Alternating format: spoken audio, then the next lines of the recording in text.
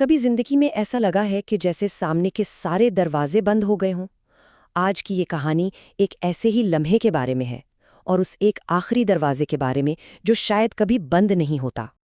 اس پوری کہانی کی جو جان ہے نا، وہ ایک ماں کے ان الفاظ میں ہے جو وہ ہر رات اپنے بیٹے سے کہتی تھیں۔ یہ صرف الفاظ نہیں تھے، بلکہ یہ وہ یقین تھا جو گہرے سے گہرے اندھیرے میں بھی روشنی کی ایک کرن بن جاتا ہے۔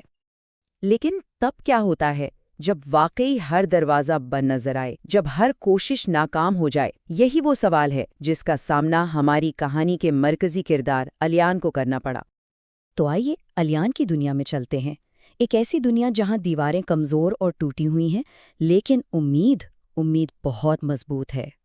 یہ ہے الیان، صرف 17 سال کا ایک نوجوان جس کے کندھوں پر وقت سے پہلے ہی پورے گھر کی ذمہ داری آ پڑی ہے۔ والد کے انتقال کے بعد وہی گھر کا واحد سہارا ہے۔ ایک بیمار ماں ہے، پھیپھڑوں کی تکلیف میں مبتلا، ایک چھوٹی بہن اریبہ اور ایک ٹوٹا پھوٹا گھر جہاں اکثر چولہا بھی نہیں جلتا۔ یہ ایک ایسا بوجھ تھا جو کسی کو بھی توڑ سکتا ہے۔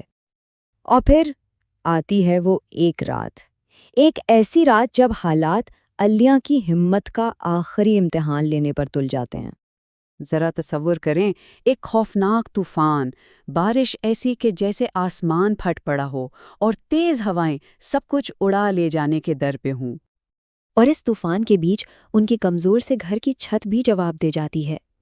پانی کی ہر ٹپکتی بوند ان کی بے بسی کو اور بڑھا رہی تھی۔ اور اس شور میں ماں کی کھانسی کی آواز ہے جو ہر لمحہ تیز ہو رہی ہے، اور چھوٹی بہن کی سسکیاں ہیں جو الیان کے دل پر کسی خنجر کی طرح لگ رہی ہیں۔ وہ بالکل بے بس تھا۔ اور بس اسی لمحے وہ ٹوٹ جاتا ہے۔ بارش کی بوندوں میں اس کے آنسو بھی شامل ہو جاتے ہیں، اور وہ آسمان سے فریاد کرتا ہے۔ یہ وہ لمحہ تھا جہاں اس کی ساری ہمت جواب دے گئی۔ کہتے ہیں نا کہ جب رات سب سے زیادہ گہری ہوتی ہے تو صبح اتنی ہی قریب ہوتی ہے۔ الیان کی زندگی میں بھی امید کی ایک ایسی ہی کرن داخل ہونے والی تھی۔ اگلی صبح وہ ایک نئی ہمت کے ساتھ کام کی تلاش میں نکلتا ہے، مگر ہر دروازہ اس کے منہ پر بند ہوتا چلا جاتا ہے۔ 30 دکانیں، 10 ورک شاپس، 5 ہوٹل، ہر جگہ سے ایک ہی جواب، نہیں، ہر طرف سے مایوسی۔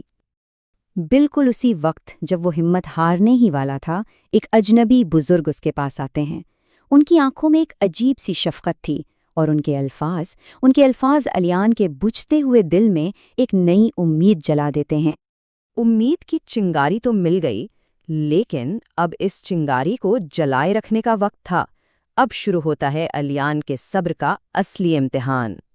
اسے کام کا ایک موقع ملتا ہے، لیکن ایک عجیب شرط پر، بغیر تنخواہ کے کام کرنا ہوگا۔ اب سوچیں، ایک طرف گھر میں پھاکے ہیں اور دوسری طرف ایک ایسا موقع جس کی کوئی گارنٹی نہیں۔ لیکن الیان امید پر بھروسہ کرنے کا فیصلہ کرتا ہے۔